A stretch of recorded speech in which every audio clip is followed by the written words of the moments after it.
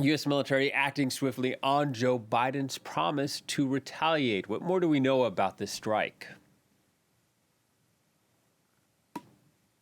Yes, the Central Command confirmed this first airstrike and over-the-horizon counterterrorism operation is how they called it, over the horizon, meaning that it came from abroad.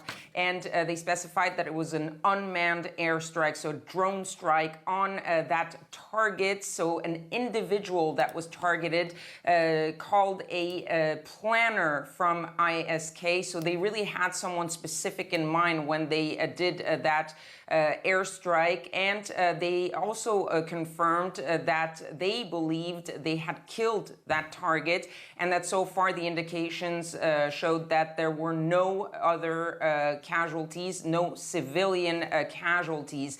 This, of course, coming after that speech by Joe Biden where he vowed to, as a message to the people who carried out that attack to ISK, he vowed to hunt them down and make them pay. Earlier this Friday, Jen Psaki, the White House spokesperson, continuing on that note, said that the president had made it clear that he doesn't want them to live on planet Earth anymore. These airstrikes, of course, there to show that Joe Biden actually meant what he said. These weren't just words. He actually took action on this and retaliated. He vowed to avenge those 13 service members, and this was the first airstrike authorized by Joe Biden after that attack on Kabul airport, though it has not been officially confirmed and presented as a retaliatory attack.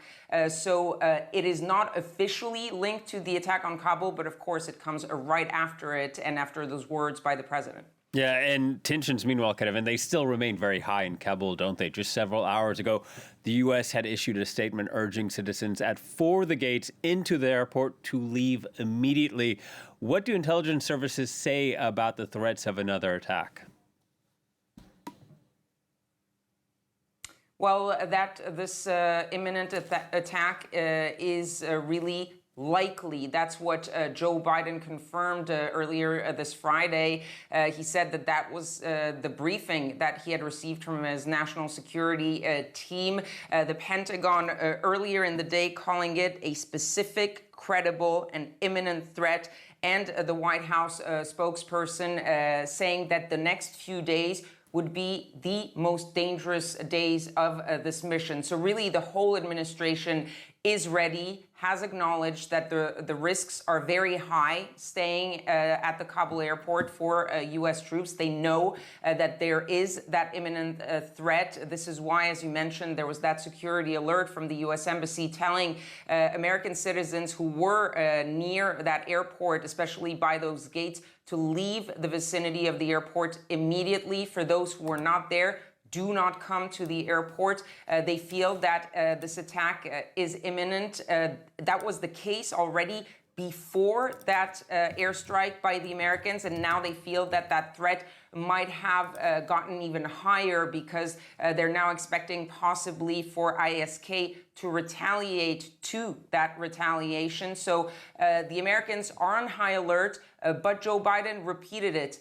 The mission will be accomplished. Our military will stay there until August 31st, and they will complete that mission. That mission being, of course, getting American citizens out. There are still a few hundred of them in Afghanistan right now trying to leave the country. Also trying to get as many Afghans out and drawing down those troops, and that is why Jen Psaki said that it was going to get even more dangerous in the coming days, because the evacuations are almost over or about to be over, and then it's going to be withdrawing those troops, and the fewer troops are there at the Kabul airport, the less secure it will be. All right, Kadivan, thank you very much. Kadivan Gorjestani reporting from Washington.